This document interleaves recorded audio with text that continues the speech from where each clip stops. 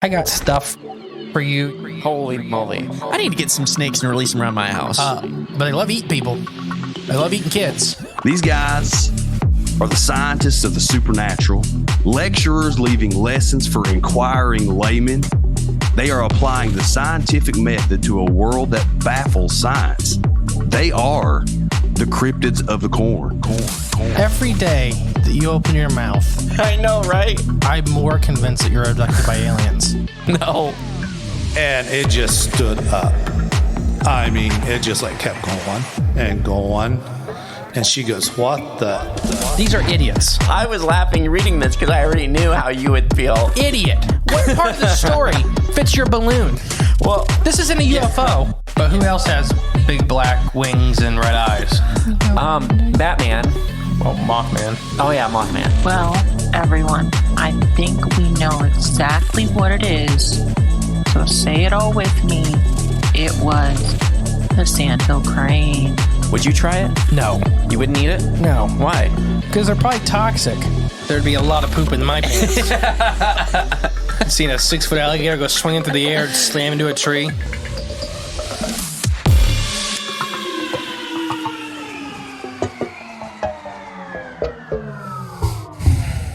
Uh-oh. Are you mad? Welcome back to Cryptids the Corn Podcast. Oh, phew. I am the great and powerful mystery! And I'm Clone81. And we're just so happy to have you guys back here with us. What was that laugh, though? I don't know. It's been a while since we've done listener stories. Oh. So we got some listener stories. Before that, I'm going to try to run through the stuff. I don't have those written down. The book is actively on sale as of... no, maybe not. I don't know.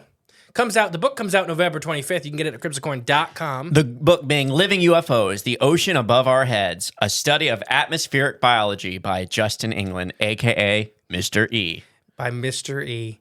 But yeah, so if you guys would like to get a copy of that, you want it signed, you can get it from cryptidsthecorn.com under the tab that says books.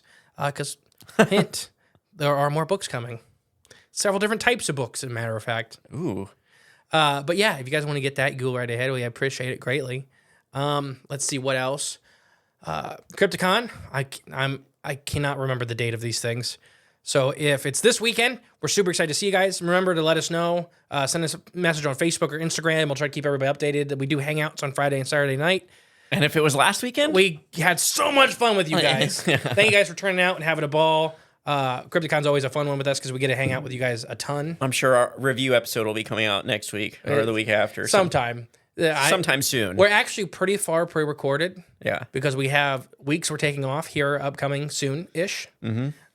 So, yeah, I'm kind of lost in the scheduling as far as what week X episode's coming out. We're just trying to get ahead for the holiday season. Yeah, because we have a lot of really, really cool, exciting stuff happening. And you know what would make a great stocking stuffer? Huh. A book. The book. Or some garlic dust. Or some garlic dust. Yeah. Which that'll come up in a little bit. I think that's pretty much all that. Patreon, if you want to get more content and even hangouts and early access to live show tickets, get on Patreon. Speaking of live show tickets, the live show for North Little Rock, Arkansas, with Drunken Cryptids, those tickets are on sale right now. Actively. It's April 5th in North Little Rock at Ol Bart's. Not old. It's just the northern accent. I can't do it. Ol. They got good barbecue and good fun. But you can get tickets for that if you go to the website, cryptidsthecorn.com, and go into the live show tab. There'll be a link for the tickets there. But yeah, the tickets are very limited on our live shows. We'll be announcing 2 more live shows here soon. One should be in Tennessee and one will be in Ohio. We'll probably do 2 in Ohio next year. So yeah, if you want to come out and hang out with us for a couple hours and get a live podcast and some all kinds of exciting stuff, there you go. Sounds like fun. Yeah. The thing with live shows, why I like them a lot more, or I enjoy them, is we can show video aspects of stuff we just don't get to normally do. Right, yeah. And because there's tons of videos of cool stuff that we like, well, look at this. This is a dire wolf. People can see you actually talking with your hands, too. Oh, gosh. I'm very animated. Yeah. It's very hard to hold the phone or the iPad. But yeah, I think that's pretty much it. So there you go. Skip ahead to 5 minutes in if you want to hear the actual information in the episode. I seen another one of those comments. Oh, yeah. We were supposed to do that at the beginning. Oh. How do I know? Not after the 5 minutes is already up. Yeah. Just go ahead and skip to right now if you're right now. Start clapping. Idiots. We're idiots. Oh, okay. I think that's it. You're working on a new studio. Actually, by the time this comes out, the new studio may be pretty close to being complete as far as moving in stuff and painting. Yeah, it might be. I was just talking to your mom for a little bit with her schedule. I like her scheduling. What, just do it. rushing everything? Yeah. It's like, You guys, well, technically it was supposed to be done before Atlas was born, and I've had 2 more kids since then. Yeah, well, and we're really diving into the details here. I think you might be getting lost. Oh, yeah. And some of the... All right. You ready for Deets. some encounters? Yeah. So these are listener-submitted encounters? Yes. Emailed to us? Yeah. And then... Cryptidscorn@gmail.com? Yes. So if you have any of those and you want to email them to us, please use that Cryptids of the Corn podcast @gmail.com, all lowercase, That's right. all one word. And I have a whole bunch of Dogman ones I'm saving for a special episode. So just so you guys know, I know a couple of listeners that submitted Dogman. That's why we're not doing yours right now, is I'm saving them for a special Dogman episode. Exciting. So anonymous. These 2 are going to be anonymous. I got a really, really weird one for you. Me and my little stepbrother and my dad were out hunting one day in the fall. It was a beautiful day in the spring. There was a hangout by my dad's pickup truck, all decked out for fishing. All of our fishing gear was put away in the back seat. Just having a good time doing some father-son bonding. This was in the spring of that year. I had gotten the weekend off of work for once. My little stepbro was home for the weekend from college and to hang out with old dad and me. I was watching TikToks on my phone. My stepbrother was playing Clash of Clans on his phone. My dad was enjoying the time outdoors. We were hanging out by the back of the truck, just BSing. A cooler full of fish in the back. It was a pretty good day of fishing. So anyways, this guy and his son approach us on the dock, saying that they were having a super bad day while fishing, and asked if he could buy one of our bigger fish. The guy looked like your typical dad out for a fishing trip. He looked to be an Arabic gentleman. Big bushy black beard, dad glasses, bald head, big belly, jolly demeanor, and just wearing every kind of fishing clothes accessory imaginable. His son was slender young, who was in a sleek with shaggy black hair and the emo type haircut around. And he was around my stepbrother's age in the baggy jeans, in a Johnny Goldbert hoodie. His nose was buried into an iPad. So my dad was feeling bad for the guy and gave him our 2 largemouth bass we'd caught, and he had caught a good bit. We could spare some. He told him he could just keep his money and take the fish. This guy thanked my dad, asked if there's anything he could do to repay his kindness. All he had to do was ask for something. So my dad said he didn't want anything, but would love if he could get my stepbrother's college ball team to win a game. They were having a really bad season so far. And he was joking. Right. In a joking manner. The guy hesitated for a minute before speaking again. He said not to worry, as my brother's next game, he would be the MVP and they'd win 15-5. He could promise that much at least, he said. My dad, having a good lighthearted chuckle at it, thanking the guy for his kind words. He was briefly turned our backs to help my dad get the fish cooler back into the truck. When we turned around, the man and his son were completely gone without a trace. You know, my stepbrother's next college ball game, they actually won 15-5. I kid you not. And my stepbrother had a perfect game. He was the MVP. Wow. So yeah, there you go. And he goes on to talk a little more. They had 5 runs. His brother had a horrible season and just absolutely smoked the next game. MVP. Yeah. I'm looking up a quote right now. What is it? That entertain angels unaware. That's what. Oh, dang it. What? I have the same thing. See, we're both on the same wave here. It talks about the Bible, but other places specifically, where it talks about you may be always treat everybody as if they're an angel, basically, because there can be angels all around us and you'll never know it. Here, I got the King James Version. Thank you. Pulled up. Do not forget to entertain strangers, for by so doing, some may have unwittingly entertained angels. Yeah. So that's a point. The angels in disguise. Right. So in the Arabic is interesting to me because, a Hebrew religion, the Arabics. Yeah, That's where the Bible, the Abrahamic religions, that's their, Oh, okay. I could see. that's, Yeah. that's where they're from. Yeah. It could also too be. What state was this in again? He didn't say. Okay. I mean, just depending. I mean, obviously, it's a modern story with the iPads and the This modern. happened just, I think, last year. Right. Yeah. It sounds like it's very relevant to today. There's a lot of tension too with political crap and bull crap. Some people may see someone that looks like that or dressed like that and be like caught off guard at first, and may not want to help or be as helpful. So that could have been a test as well, just testing people and just being as kind as you were, you being rewarded that way. I don't know. That's pretty interesting. It's also the entry to Beauty and the Beast 2 is the same thing. Is it? Yeah, you didn't know that? Wait, Beauty and the Beast 2 or No, the Beauty and the Beast also? Beauty and the Beast also. Okay. So what happened? Remember, he was super, like, the lady was out in the cold, tried to sell a flower. Yeah. He just was super mean to her, and it ended up being an angel. Yeah, and she turned him into the Beast, didn't she? Cursed everybody, yeah. Yeah, that's right. Yeah. But no, you got the same thing. Immediately when I heard this story, I was thinking of the angels in disguise thing. Right, yeah. Especially, he goes into talk about the trail, that when they turned around, they were Gone. Yeah. and they could see for a distance. It with that saying and stuff, I mean, I think people should be aware of that at all times because You should just treat everybody with kindness. exactly. That's what it boils down to. Until you're not, because you don't know you don't know what people are going through, what 100%. what their stage in their life is, and what trials and tribulations they're dealing with at the current moment. But sometimes people will come up to you and they're not at the best time in their life or the best part of their day when you approach someone. So that's not always your first impression. It's always the most important, but it's not like everything of what that person is going through. Sometimes they just do need some kindness to pull them out of that negative energy space that they're projecting out from them. I don't know. So, yeah. Interesting stuff. Be kind to strangers. Be kind to people. Very interesting story. Yeah. I think you were entertaining an angel. We did Angels in the Cornfield. I didn't even remember what season that was in. But we talked about a lot of those stories where something very strange like that had happened. Yeah.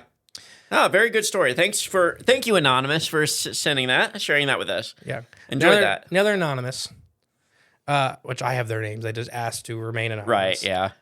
The email reads, "Hey, Justin and Jay. I wouldn't consider myself a super long-term listener, but I did find your podcast via Merkle Media with your episode discussing atmospheric fungi a year or so ago, and well, the rest is history. I've gone back and listened to all of Season 3, maybe even some of Season 2, but I couldn't go back any further. Not because the content wasn't great, the audio quality, and I say this with much respect and love, could have been a tiny bit better. Yep. We know. That is No, we correct. do not take offense. No, we didn't know what we were doing. We were basically recording on a shoebox. Yes. I've been meaning to reach out to you due to my wife, subsequent, and our two little ones, a 3-year-old and a 14-month-old, is, now I'm going to try to say this, Barakinji Bob. Okay. And that's a type of Australian First Nation people whose country was ran by the Willikane in the north. So we're talking about Aboriginals. Right. Australian First Nations. And there's going to be a lot of native Australian words that I'm going to try to pronounce. So we apologize So in I advance. apologize to everybody. Along the eastern banks of the Baraka River, the Darling River in the colonial language, aka English. So it's if you were looking up on a map, it's going to be probably the Darling River. But the Baraka, I think is how it's pronounced in the Aboriginal. It's to the west. And Wentworth to the south, out of the prehistoric lands of Lake Mungo in the east. These lands are varied and beautiful and are full of stories of hatred and loss, theft and murder. From the remains of the Mungo man and the Mungo women who first began to rewrite of the Out of Africa timeline to the mass murders along the routes of the outback towns in Ivanhoe, in Punkanary, the Barakanjui lands hold many, many stories as the Anglo-Saxons. I have only just started to learn about and uncover this history. Perhaps if I start with a timeline, I'm sure Jay would be across the radiocarbon dating technology regarding. You might consider amending in your discussions around Australians' indigenous people. So this is one thing me and you talked about off air. Yeah. Is that I didn't know this was such a big deal. I'm not going to read this word for word because I think we're going to do a full episode into this part of it. Okay. But I just wanted to say that there's this big common timeline that Australians have only been there for native Australians, the Aboriginals, the native Australians, have been there for 40,000 years, roughly 44 or 40,000, something like that. Now that follows an out of Africa timeline. So we may do a whole episode on the out of Africa timeline. Debunking it? Well, I just talking about it in general because I think a lot of people maybe not even understand what that term means. Okay. Because it's like one of those textbook terms that everybody kind of glances over. Right, yeah. I mean, I wouldn't have known if we weren't doing this kind of stuff. Like, I have a guess by what it means, just from hearing the word. Right. But actually, until you dive into it and see some stuff. What does it actually mean?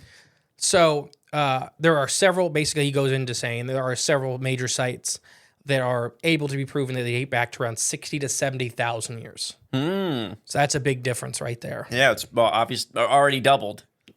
Like immediately. Yeah, 30,000 years older. Mm-hmm. And there's even some, he goes into, some sites that are 80,000 years. There's even one site that is 120,000 years old. Wow. Now, this is the same thing we talk about with Native Americans here in America, is there's this dogma in the dating that they don't look past X date. Right. So they don't find Native American artifacts past X date because they don't look past X date. Because no one lived here before that time. And I think a big thing with it is probably like digging rights, mining rights, building and stuff like that. They don't want to have to stop every 10 seconds, which they should for historical, narratives. Because we don't know where we came from. For cultural importance. We don't know. So I think the same thing. He goes into talk about a huge fight that a lot of these people are having with this kind of timeline. So this would completely disrupt at least the Australian part of the out of Africa theory. Like the conventional timeline. The conventional timelines.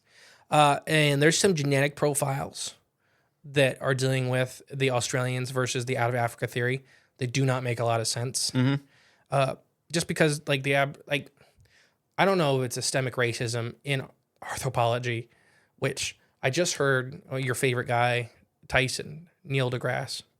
No, that's your favorite, remember? Yeah. No, but he was talking about anthropology was probably the most racist science ever. Anthropology. What'd I say? Arthropology. Anthropology. Yeah. Anthropology is probably the most racist science ever. And when he was talking about it, it made a lot of sense because it's inherently, and I don't like the guy, but I do think he does make good points every once in a while. Every once in a while, yeah. But I don't care for him. I think he's very high and mighty. Smarmy. Yeah, smarmy. So there is points that, especially during, we've talked about in this episode, this show a lot of like this 1800 systemic racism in like, the natives are dumb. Right. Yeah. The natives are dumb people. So with anthro, is it right? Yeah. Anthropology is that you put yourself on top, or at least they used to. In the original studies of it, they put themselves as the smartest culture, like the victors of war, like the British that started. History. Yeah. History's written by the winners or whatever. Yes. But like for example, South America, nobody could believe that during the same time of London, that South America had a city that was 4 times the size. Right. Ain't that nuts? And it had very, very many cultural they were extremely intelligent. They had so much cultural development. They had so much agricultural development. They literally had giant testing facilities for agriculture. No.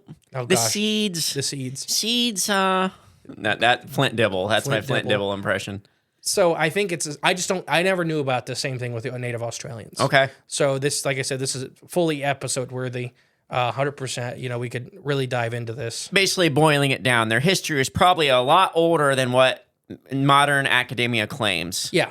And I just wanted to say that because I think it was probably 2 or 3 weeks ago, you guys heard the monsters that made us part 2 when we talking about Megalania. Mm-hmm. I used the 40,000 year date a lot. Yeah.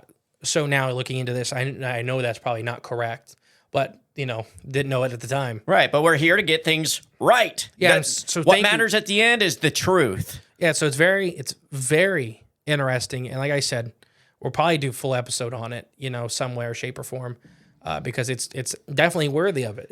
I'm interested in diving in or learning about more about this. I mean, we've talked about it from everything. It ties into giants. It ties into all this stuff because we talk about that a lot. That the timeline's been rewritten 100 times. We'll probably do it in the Time Council episode. Okay. Ooh, the Time Council. Yeah, they're real. I know they are. We covered it on the Smithsonian episode. No, we covered it on the Living Dinosaurs season Was that finale. it? Yes. That's right. You're right. Because they are the ones that talk about geological dating. We tied them to the Smithsonian. I think. Yeah. I mean, they're probably. I said they're probably the guys above. Yeah. Okay, you ready for some his personal stories? Yeah. Muckawudge, the Muckawudge. While you might not be familiar with the term, it is uncannily similar to the name you might know by the North American stories, the Puckwudgies. Oh, okay. So that's the only reason I pronounced it the way I pronounced it. Right. Is because it's not really spelled like it's spelled a little bit like Puckwudgie, but Puckwudgie, if you didn't know how to pronounce it, is also a very odd word to look at. These are little hairy fellows that are cheeky and mischievous. We believe one might even have followed my daughter around as she tells us of seeing a little hairy thing that hides from us and peeks out to scare her when it's dark. It's terrifying as a parent not being able to clobber something or someone or something with a cricket bat as you would like. You ever seen a cricket bat, right? Oh, yeah. They're flat. They look like... It's like a big paddle. Yeah. These little fellows are present in the bark and Jewy. I've said it different every time I've read it. I think culture. It having cause little things to go missing, general tomfoolery, and they can even cause physical harm. I was told stories of these little blokes and how not to talk about them because it causes them to appear. Now, before I keep reading, very, very, very Puckwudgie-esque. It's the same. It's literally the same descriptions. And what have we talked about with the Fae on, the Fae around the world? What? It's probably the same thing, it's like but just it's the same thing with different words. Their own regional,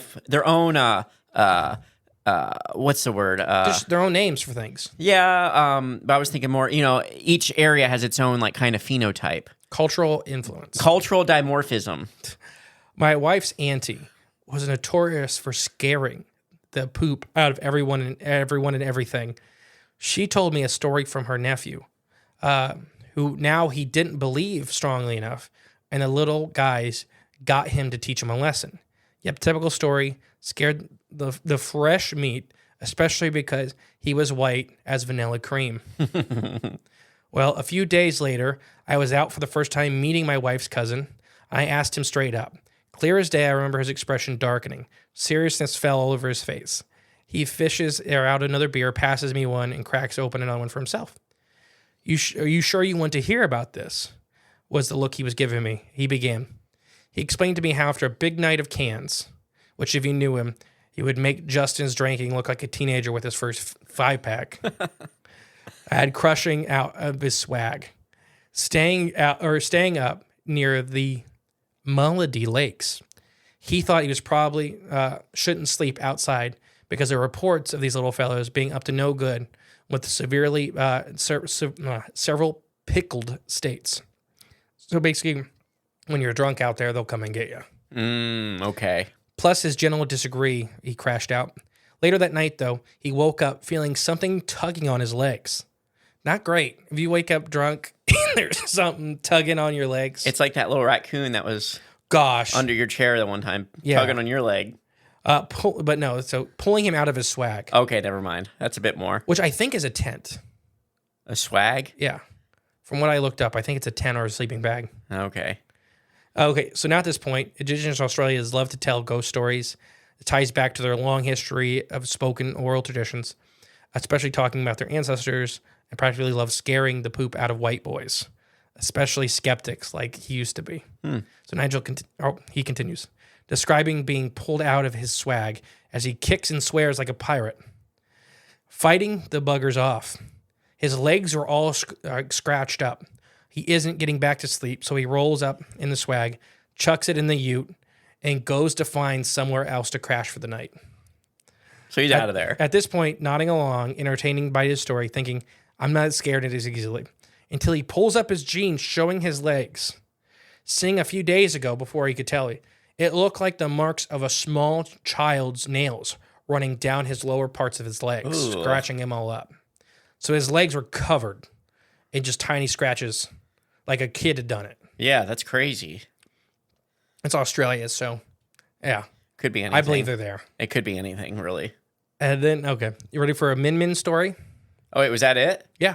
Oh, that was it for the story? Yeah, his cousin, or his wife's cousin Right. was telling the story. Huh.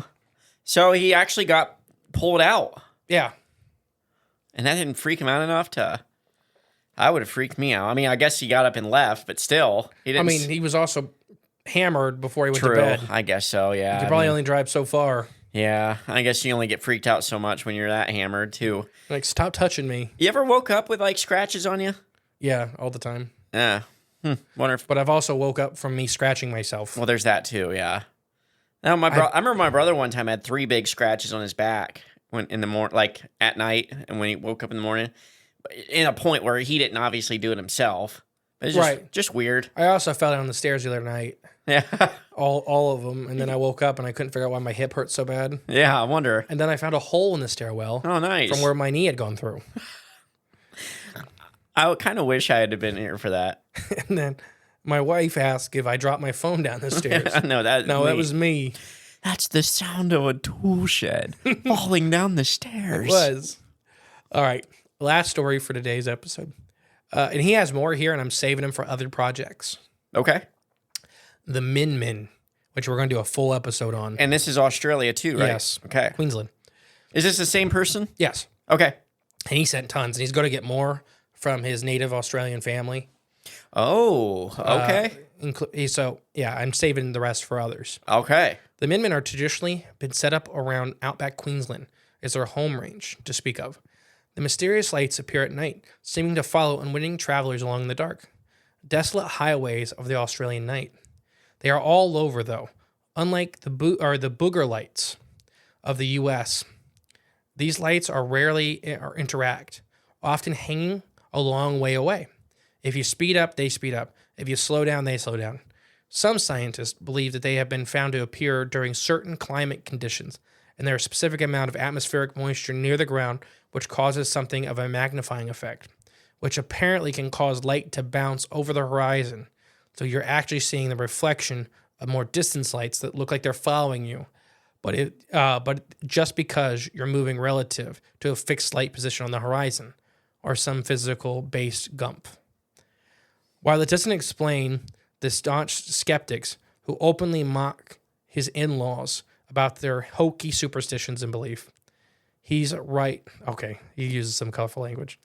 Was driving back one night from his home in Marlborough, a trip that comprised of nothing but multa scrubs and farmland out the windows. So this is just that open outback feeling. Okay. Have you ever seen the videos of people driving? I've told you about the highways where they have like the truckers camp on the side of the roads, these giant dirt roads to the outback. I don't think so. It is insane. Like it's not like jungle or nothing like that. There are jungles in Australia. It's the bush, right? Yeah. It's just nothing. Desolate. There's nobody out there. It's like desert and a tumbleweed. So this guy was hooting along to his normal 130 kilometers per hour speed. The speed limit is 100 kilometers per hour Nice. in that region. Between the bush towns of Ornery and Mellibur. In this home stretch, the last hour of the trip, alone on the road, the trucks have long pulled over the other road users were non-existent. So like I was saying, like the trucks, like they sleep out on these roads because there's nowhere. On the side of the road? Mm-hmm. Alone on the road, the trucks, like I said, have pulled over, the other trailers non-existent. He hasn't seen anyone for well over an hour when he notices the lights off to the side, seemingly to be paralleling him. But he's growing up here. There are no roads out there. Maybe the train, but the train line is to his left, and the light is on his right. He slows down. Maybe it's the aerial speed detector helicopters. But it's too far away, and then they followed him. And then suddenly comes closer and closer until it's now speeding, barreling towards him. The Min cannons into the side of his Ford Ranger. The light fills the cabin, blinding him as the radio head on the unit, electrically oriented, charred and destroyed after taking the full blunt of the light. He only ever spoke of this night twice. Once to his wife and once after we got a few drinks into him. It scared him so badly he refused to ever discuss it again. So this light... That's wild. This light's paralleling him forever. Yeah. Slows down. It makes a 90-degree turn. Right, at him. Barreling, speeding up, slams into the side of his truck. The whole truck's full up. And the radio station on the top of the truck is charred and exploded. That's insane. Well, we know them from other stories, Min lights. It's not good when you see them. No, a lot of the native Australians warn you heavily. Don't follow them. Don't go near them. Right. Don't mess with them. They're not good. You see them, don't look at them. And there's a lot of the fey lights and the floating orbs and Brown Mountain not so much, but a lot of them warn you just not to don't mess with them. They're not good things. They're lures. Do not interact. Now, this is a phenomena with a phenomena. So the electronics on the top of the truck were exploded and charred. Mm-hmm. So it screams the electricity of some kind. Yeah, right. I kind of wonder if, and now nobody knows what this phenomena is either. It's just been witnessed, but ball lightning. Mm-hmm. And it's been recorded, now I forget the name of it. We've talked about this several times. The only reason it's even accepted by the scientific community right now, that it even exists, is that one of the leading scientists of lightning, I forget what the actual study's called, witnessed it one day while he was jogging. Right, at a stadium, right? Yeah. And it walked it looked like a person almost. And it was, you could hear the static crackling around it. I'm wondering though, what if he saw something else, another phenomena? I think it was ball lightning. I think ball lightning is a phenomena. I think it may be these lights. It may be these things, and they're just putting a word to it. I don't think it's lightning. I don't think it's lightning in any way, shape, or form. I think it's just what the science is describing the phenomena as. Okay, gotcha. Because it's so electrically charged. Right. It might as well be lightning. Right. But it holds a shape, these balls of, white or blue lights a lot of the times. And I kind of wonder, if it was intelligent, if it's not, we talk about elementals a lot. And once it realized it was being watched, if they just react poorly to that. Just comes screaming right at you. Yeah. Well, there's tons and tons of all kinds of paranormal entities that are like that. Yeah. Tons of ghost stories. I can't name all of them on top of my head, but there's a lot of Japanese yokai that are like that. That if you see them, they come for you. Yeah, and it's scary. So I don't know. That's the Min. Like I said, we'll do a full episode on that. It's very fascinating. What do you think of that story? I think it's a wild story. Not unbelievable wild. No, it's just... That's that'd be so intense. I don't know. I mean, I'm glad he shared it with people, but... Well, only twice. He only ever did it twice. Yeah. So, I mean, that's a pretty impactful... Yeah, absolutely. I don't even know how I'd react. I have no idea. He said barreling it, and I would love to talk to him just to see if the truck physically jolted. Right. Right, it's barreling into him. He's only shared it twice. If he felt the whole truck shake, if it... Yeah. But I wonder if it was attracted to electronics. Him being the only vehicle out there? Yeah. And the only thing moving. The only thing with active power running. Yeah. So the lights and the radio were running and all that stuff. Should have drawn it into it. I wonder if it wasn't maybe it wasn't even under its own control. It may have been a lightning rod. It just automatically was drawn to that spot. Yeah. Whatever, the electronical forces were pulling it there. Like a magnet. Yeah. So that could have happened. It could have been the elemental side of it. Whatever the Min are, they've been witnessed for tens of thousands of years. I think they're related to the graboids from Tremors. Just going after cars, frying them, eating their motors. Yeah. Yep, it's an offshoot. Basal from some basal species. Giant. What they say? Permian worms. Permian, yeah. Because they're tetrapods. I think they were tetrapods, but don't even exist anymore. Oh, geez. I don't remember. I haven't seen those in so long. The Tremors are good. They're very good. The last 18 Tremors movies aren't. They progressively get not as good. Right. But Tremors 1 and 2 are pretty good. Great movies, yeah. But I don't know. This story's wild. It's wild. I love the Australian stuff. Yeah. There's so much of it, and it's so hard to get here in the U.S. Accurate stuff. Mm-hmm. So if anybody else from Australia, we have a good chunk of Australian listeners. Yeah, if you got more stories, please send them in. If you know stuff about if you live near or you have family or you are, a native Australian or, you know some history, please send it in because there's just not enough of it in the U.S. to really like dig into. No, it's not as talked about at all. Like until he named those studies, I wouldn't even known where to look. Everything you see says 40,000 years. Yeah. But the studies named, I looked into it, and there are the ones that say, 80,000 years. And it's just like the Native American stuff here. Suppressed. It is. And it's I don't know if it's, I don't know the purpose, whether to control the narrative. I'm sure it's not nefarious, though, at Oh, all. yeah. It's nefarious, but is it in the fact that they just want to, let's say, build without worrying about it? If you look at Rome and you look at England, every time they dig something up, and they're like, okay, well, we're at least not going to build in this site for 18 months, and we may never build in this site again. Stop. Right. I mean, that happened it was in Italy. Yeah. The company got in a lot of trouble because they tried to hide the pots. Right, yep. They discovered, and it was just pottery, and it's an ancient, it's not even that ancient of a site, but they got shut down for 18 months, and then they kept finding stuff, so they just never built on that site. Ruins it. But when you have all these cultures that live on top of each other, you're going to run into that stuff all the time. Yeah, yeah. So did they know that moving into North America and Australia, where we got to just pretend like this X date, right? There's nothing past X date, so stop digging. Right, yeah. We don't have to permit anything past, it's because we're not deep enough for fossils and we're not, shallow enough for Native Americans or Native Australian stuff. So is it just that, or is it even more nefarious with, writing a timeline and controlling us as a people? I mean, it could be both too. It could be. I mean, it could be 100 things. Like, they realize, you dig down so much, you're gonna find stuff. Then all this building stuff. Now, any other future project, people are gonna be aware that there could be stuff under there. So, let's just draw the line here. No one digs past this point, and we're good. Just gotta make sure all of our oligarch friends are on the same page. Quick! To the TVs for propaganda. I don't even want to talk about the oligarchy. Yeah, I know, right? Just so everybody knows, we don't live in a democracy. Nope, we live in an oligarchy.